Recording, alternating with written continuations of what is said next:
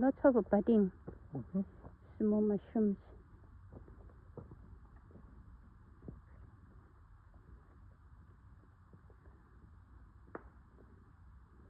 We'll grow big lychee mushroom from this tree stump.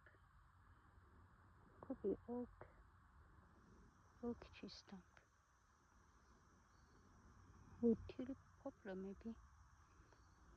This is leaf. No, it's grass.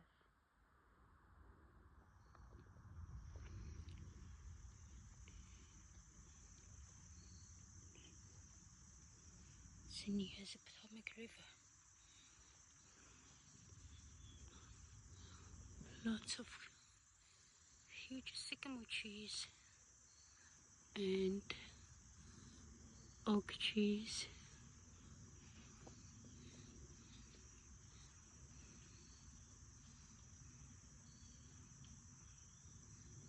Pawpaw trees around. Very peaceful.